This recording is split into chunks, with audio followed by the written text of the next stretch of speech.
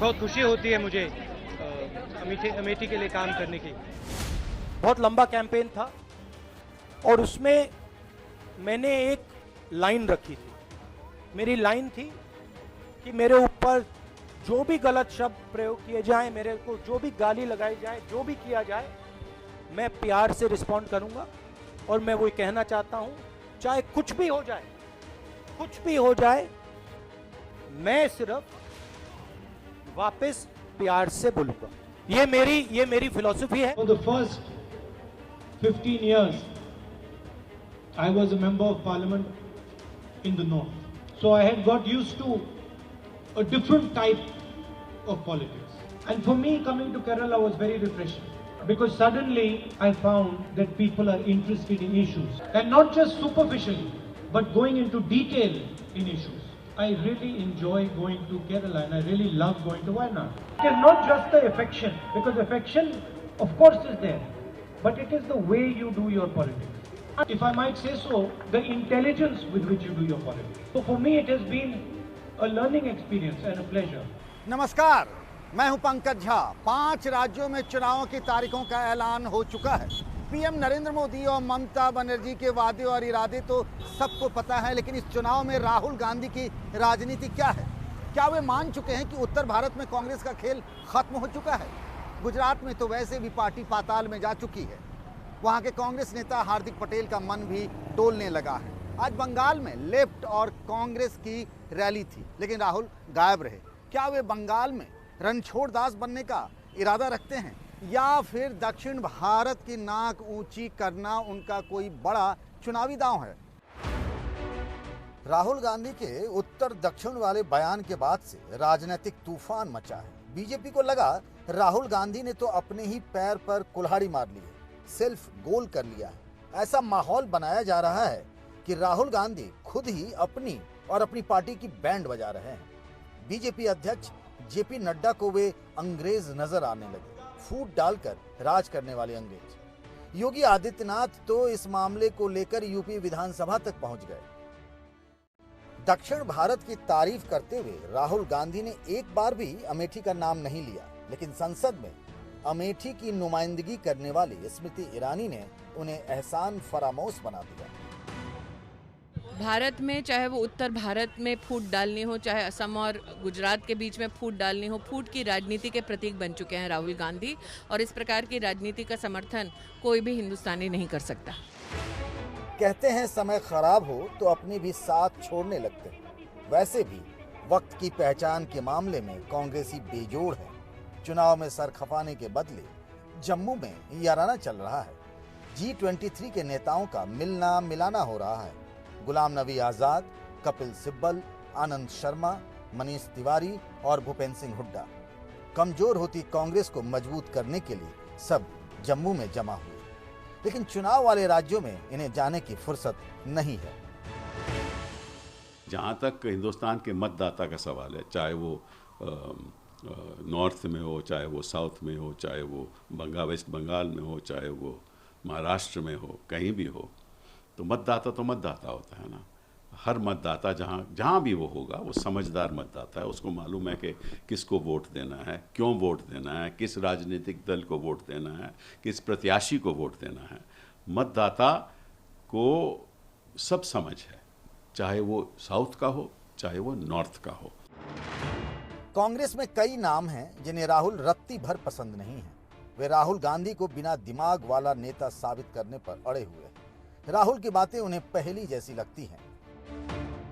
मैं कोई व्यक्तिगत रूप पे कोई टिप्पणी नहीं करना चाहता, लेकिन हमें मतदाता को कहीं का भी हो, उसको पूरा हमें रिस्पेक्ट देना चाहिए। राहुल गांधी जी ने अपने किसी अनुभव के आधार पर टिप्पणी की है। कोई किसी क्षेत्र के अपमान की बात इसमें नहीं दिखती, तो दलगत राजनीति से इसमें विवाद नहीं होना चाहिए। हाँ, राहुल गांधी जी वही केवल स्पष्टीकरण दे सकते हैं कि इस परिप्रेक्ष्य में उन्होंने ये टिप्पणी करी है। पर जहाँ तक भारतीय राष्ट्रीय कांग्रेस का प्रश्न है, हमने पूरे देश को एक समझा है, कभी क्षेत्र, भाषा और धर्म के आधार पर लकीरें नहीं खींची। आप सब आईने में अपने को जरूर देखते होंगे। वो भी हर दिन कई बार। आप जैसे होते हैं आईने में भी वैसे ही नजर आते हैं। लेकिन पॉलिटिक्स में ऐसा होता है क्या? नहीं। जैसा पॉलिटिक्स में नजर आता है या जैसा हम समझने की कोशिश करते हैं वैसा कई बार नहीं होता है, और यही तो राजनीति की खूबसूरती है। राहुल गांधी की राजनीति बदल गई है। ये उनकी बदलती हुई सियासत की कुछ तस्वीरें हैं। समुद्र में गोता लगाना, मछुआरों संग नाव की सवारी। अब वे यूपी के अमेठी से नहीं, केरल के वायनाड से सांसद हैं। केरल में अब तक लेफ्ट फ्रंट की सरकार है। 6 अप्रैल को विधानसभा के चुनाव हैं। वैसे चुनाव तो बंगाल, असम और तमिलनाडु जैसे राज्यों में भी है। इस चुनाव में राहुल गांधी के पास खोने के लिए बहुत कुछ नहीं है। न बंगाल में, जहां ममता बनर्जी और बीजेपी के बीच सीधा मुकाबला है, या फिर तमिलनाडु में, जहां वो डीएमके के साथ छोटी पार्टनर है। राहुल गांधी के पास अब सिर्फ और सिर्फ केरल ही बचा रह गया है। वही उनकी सारी उम्मीदें हैं, और इसीलिए केरल उन्हें अपना घर जैसा लगने लगा है। वहाँ के लोग, वहाँ की मिट्टी और वहाँ की राजनीति, अब यही राहुल गांधी की दुनिया है। या फिर यूं कह लें कि राहुल के पास अब यही विकल्प की राजनीति बची रह गई है।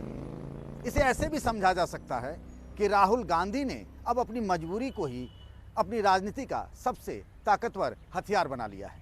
If we look at Madhya Pradesh, attempt in Rajasthan, Goa, attempt going on in Jharkhand, Pondicherry, Arunachal, these are all Congress governments. These are all governments where people gave the mandate to us.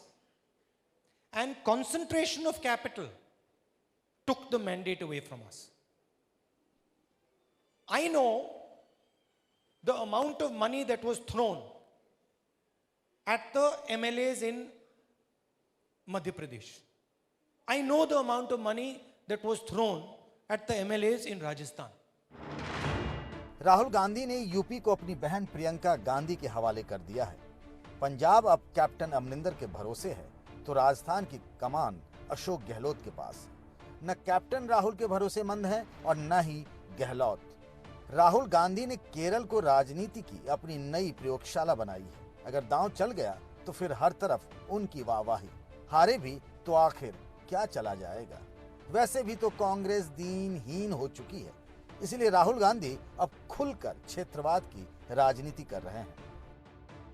Rahul Gandhi ने जो त्रिवेंद्रम में बयान दिया उससे एक तरीके का राजनीतिक भूचाल आया हुआ है। दरअसल राहुल गांधी जो है उन्होंने मूल्यांकन किया है और उन्हें केरल में कांग्रेस का कुछ इम्कान नज़र आ रहा है कि कांग्रेस पार्टी का वहाँ प्रदर्शन अच्छा रहेगा, वामपंथियों को हटा करके कांग्रेस पार्टी की वहाँ पर सरकार बन जाएगी, जो यूडीएफ जो फ्रंट है वो जीत जाएगा। तो राहुल गांधी ने एक जानबूझ करके ऐसी शब्दावली का प्रयोग किया और बताया कि अमेठी से ज़्यादा केरल के जो मतदाता है वो समझदार है और जागरूक है और मुद्दों को समझता है, गहराई में जाता है, गंभीर है। तो उनका कैलकुलेशन ये है कि वो अगर कांग्रेस जीत जाती है केरल में तो उन्हें कांग्रेस अध्यक्ष बनने में और कांग्रेस का नेतृत्व करने में मदद मिलेगी, क्योंकि देश की राजनीति जिस समय में है, बंगाल में कांग्रेस का ज़्यादा अस्तित्व नहीं है, असम में भी कांग्रेस को बहुत बड़ी समस्या है, चुनौती है, और पुदुचेरी में अभी हमने देखा कि वहाँ सरकार चली गई, वहाँ भी कांग्रेस का वापस आने का इम्कान कम है। अब जरा एक नज़र दक्षिण भारत में कांग्रेस की हालत पर। कर्नाटक में कांग्रेस के 1 लोकसभा सांसद हैं, जबकि पार्टी यहाँ प्रमुख विपक्षी दल है। 2019 से ही पार्टी सत्ता से बाहर है। तमिलनाडु में 8 एमपी हैं। पार्टी यहाँ डीएमके के साथ प्रमुख विपक्षी पार्टी बनी हुई है। आंध्र प्रदेश में पार्टी के पास एक भी सांसद नहीं है। 2014 से पार्टी सत्ता से बाहर है। तेलंगाना में पार्टी के पास 3 सांसद हैं। यहाँ भी पार्टी की हालत खराब है। केरल में लोकसभा के 15 सांसद हैं और यहाँ यह प्रमुख विपक्षी पार्टी बनी हुई है। 2016 से कांग्रेस यहाँ सत्ता से बाहर है। पुडुचेरी में पार्टी के 1 लोकसभा सांसद हैं, जबकि हाल ही में यानी कुछ दिनों पहले ही पार्टी सत्ता से बाहर हुई है। केरल में हर 5 साल बाद सरकार बदल जाती है। कभी लेफ्ट की सरकार बनती है तो कभी कांग्रेस की अगुवाई वाली यूडीएफ की। 1977 से ऐसा ही होता चला आ रहा है। इस बार अगर केरल में कांग्रेस की सरकार बन गई तो फिर राहुल गांधी का ग्राफ बढ़ जाएगा।